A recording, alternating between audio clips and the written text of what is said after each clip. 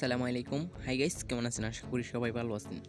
তো আমরা আজকে ভিডিওটার ভিতরে দেখবো কি স্ক্রিনে দেখানো এরকম ফটোগুলো কীভাবে এডিট করবেন। ওগুলো এডিট করা একদম সহজ। ওগুলো এডিট করতে হলে আমাদের পিকচার অ্যাপ্লিকেশনটা লাগবে এবং আমার ভিডিও ডিসক্রিপশন বক্স থেকে একটা ব্যাকগ্রাউন্ড ফটো আছে, সেটা ডাউনলোড করে নিতে হবে। তো আর কথা না বাড়ি চলুন ভিডিওটা শুরু করা যাক।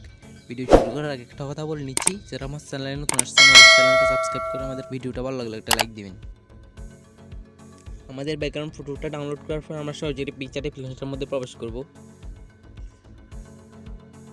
এখানে আসার পর প্লাস আইকনে ক্লিক করতে হবে। এখান থেকে ডাউনলোড করা ফটোটা সিলেক্ট করে নিতে হবে। আমরা হালকা ডান দিকে চলে আসবো। এখানে আসার পর অ্যাড ফটো নামে একটা অপশন আছে, এখানে ফটো ক্লিক করতে হবে। এখান থেকে আপনাদের ফেসবুকের প্রোফাইল পিকচার একটা স্ক্রিনশট মেরে নিতে হবে। তো আমি জাস্ট স্ক্রিনশট নিয়েছিলাম, আমি স্ক্রিনশটটা সিলেক্ট করে নিব। আমি এখানে আমার ইনস্টাগ্রামে স্ক্রিনশটটা সিলেক্ট করব।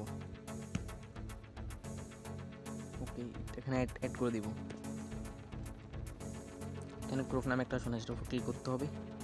এটা ক্রপ করে আপনাদের অ্যাডজাস্ট করে নিতে হবে।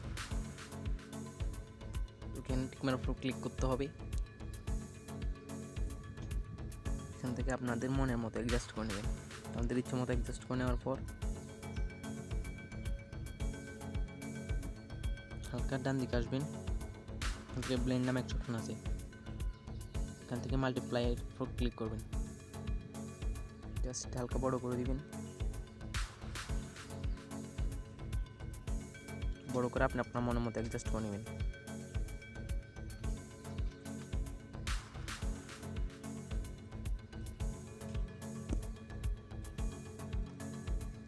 অ্যাডজাস্ট হয়ে গেলে এখানে টিকমার্ক উপর ক্লিক করতে হবে। তো জাস্ট আমাদের ফটোটা তৈরি হয়ে গেলো একদম সহজে। এখান থেকে আমি সেভ করে নেব। তা আপনারা চাইলে এরকম ফটোগুলো একদম সহজেই তৈরি করে নিতে পারবেন। ভিডিওটা মনে হলে একটা লাইক দিয়ে দিন। চ্যানেল নতুন আসলে চ্যানেল সাবস্ক্রাইব করে আমাদের পাশেই থাকবেন। আসসালামু আলাইকুম।